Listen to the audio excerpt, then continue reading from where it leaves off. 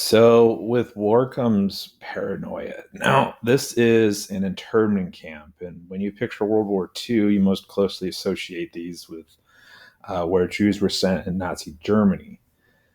This camp, however, was for American citizens, and this is in the deserts of the American Southwest. Over 100,000 people are going to live in camps like these within the borders of the United States. Now, the group in particular that was being sent here was Japanese Americans. And once we declared war on Japan, non Japanese American citizens had a hard time disassociating the American born Japanese with the Japanese who are the enemy. They're two very distinctive groups, but the average American couldn't separate them out. So Japanese Americans were relocated to internment camps out of just base fear and racist kind of provocations. They thought the Japanese Americans were aiding the enemy when in reality, a lot of these citizens had been born in the United States, spoke perfect English, and fit in well with their communities. Now, this was a very challenged kind of thing. But the thing that kind of cemented this was the fact that the Supreme Court upheld the government's right to act against Japanese Americans living on the West Coast of the United States.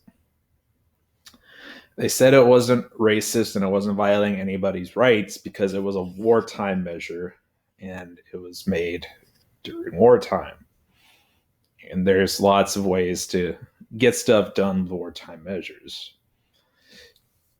Now, what did internment look like for a lot of citizens? A lot of Japanese Americans were business owners, and they were forced to close out their businesses and sell everything off. So they would get rounded up and put onto trains.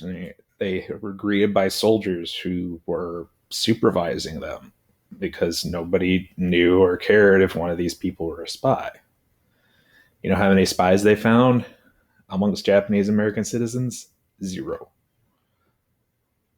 So at the time, they didn't realize this was all baseless paranoia, but they felt it had to be done.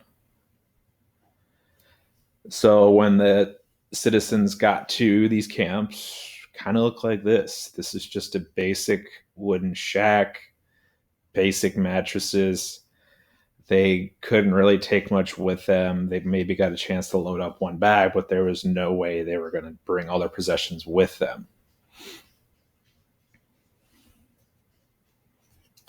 And to kind of prove they're American citizens, which they were, to make themselves seem more loving of America, they started taking up pastimes. Not much to do in an internment camp. What you see here is a group of young Japanese citizens playing baseball. I mean, what your enemy wouldn't play the all-American pastime.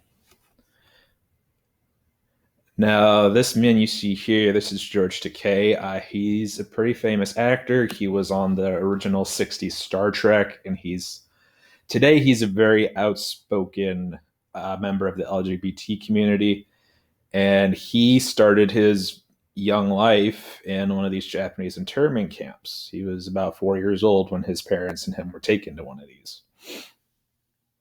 Now, these days, George Takei, in addition to fighting for LGBTQ rights, he makes sure nobody ever forgets that America had this big blot on their history. And he hosts all sorts of historical programs. He's made a Broadway show about experiences in a Japanese camp, and he just wants to make sure nobody in America forgets what happened. And it's not going to be until the 80s when the government finally steps up and kind of apologizes about this. Congress passes the Civil Liberties Act of 1988, and this is signed into law to provide a presidential apology and symbolic payment to the internees. So everyone that had ancestors who were in those camps, got some cash settlement. Okay. And persons of Japanese ancestry who lost liberty or property because of discriminatory action by the federal government during World War II. All those folks received some sort of monetary payment. Was it enough to apologize? Probably not. I don't think America could ever fully apologize for this, but the government likes to say they tried to do the right thing.